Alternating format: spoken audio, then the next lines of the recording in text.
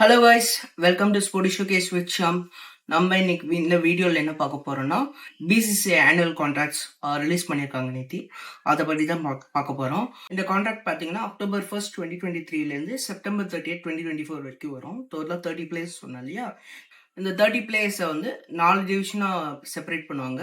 A+, A, B, இது இதை தவிர இந்த கிரைட்டீரியா யாரெல்லாம் வந்து சப்போஸ் இப்போ நல்ல யாராவது டெபியூ கொடுக்குறாங்கன்னா அவங்களுக்குலாம் எப்படின்னா அட்லீஸ்ட் 3 டெஸ்ட் ஆடி இருக்கணும், இல்லையா 8 ODI மேட்சஸ் ஆடி இருக்கணும் இந்த பீரியட்ல, இல்லைன்னா 10 T20 ஆடி இருக்கணும். ஃபார் எக்ஸாம்பிள் இப்போ பார்த்தீங்கன்னா சர்ஃப்ராஸ் கானும் த்ரூவ் ஜெரலும் 2 டெஸ்ட் மேட்ச் ஆடிட்டாங்க டெபியூ ஆகி. இந்த 5th டெஸ்ட் ஆடணும்னா உங்களுக்கு கான்ட்ராக்ட் சியில் கிரேட் சி கான்ட்ராக்ட் உங்களுக்கு அவார்ட் ஆகும்.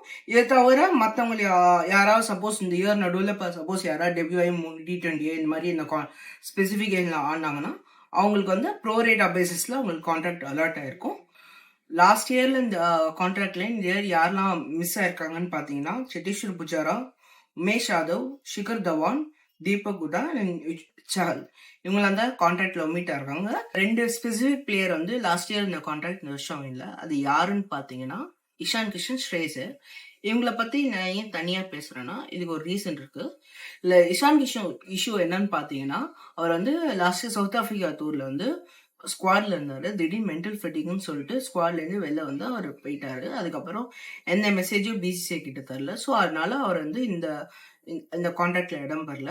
அதே மாதிரி பாத்தீங்கன்னா ஸ்ரேயஸ் ESPN கிரிக்கெட் இன்ஃபோல ரிப்போர்ட் பண்ணியிருக்காங்க. இந்த மாதிரி வந்து பாத்தீங்கன்னா அவர் வந்து ஃபர்ஸ்ட் 2 டெஸ்ட் மேட்ச் இங்கிலாந்து சீரீஸ்ல ஆடினாரு. அதுக்கப்புறம் ஸ்குவாட் அவுட் எடுத்தவொடனே அவர் வந்து டொமஸ்டிக் மேட்சஸ் எதுவும் ஆடல. திடீர்னு பாத்தீங்கன்னா இப்பதான் இந்த கான்ட்ராக்ட் இஷ்யூ பண்ணது கொண்டாடு முன்னாடி தான் செமிஃபைனல்ஸ் ஆடுறேன்னு சொல்லியிருக்காரு.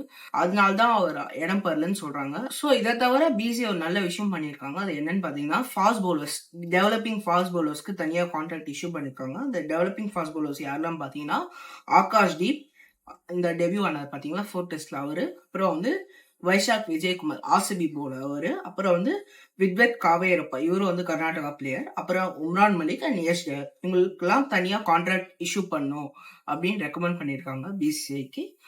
அதே மாதிரி பாத்தீங்கன்னா பிசிஐ இன்னொரு வார்னிங்கும் சொல்லியிருக்காங்க. இந்த மாதிரி யாரெல்லாம் வந்து இன்டர்நேஷனல் மேட்சஸ்லயோ இன்ஜுரியா இருக்காங்களோ அதை தவிர மற்றவங்களாம் யாரெல்லாம் அவைலபிளா இருக்காங்களோ ஃபுல் ஹெல்த் ஃபிட்டான பிளேயர்ஸ் யாரெல்லாம் மேட்சஸ் ஆடலையோ அவங்களாம் டொமஸ்டிக் மேட்சஸ் கன்ஃபார்ம்ல ஆடியே ஆகணும் சொல்லிட்டு பிசிஐ வார்னிங் மாதிரி கொடுத்துருக்காங்க. இந்த மாதிரி மோர் இன்ட்ரெஸ்டிங்கான கண்டென்ட் பார்க்கணுமா மறக்காம ஸ்போர்டி ஷோகேஸ் சேனலை லைக் பண்ணுங்க, ஷேர் பண்ணுங்க, சப்ஸ்கிரைப் பண்ணுங்க, மறக்காம அந்த பெல் பட்டனும் எடுத்துங்க. தேங்க்யூ.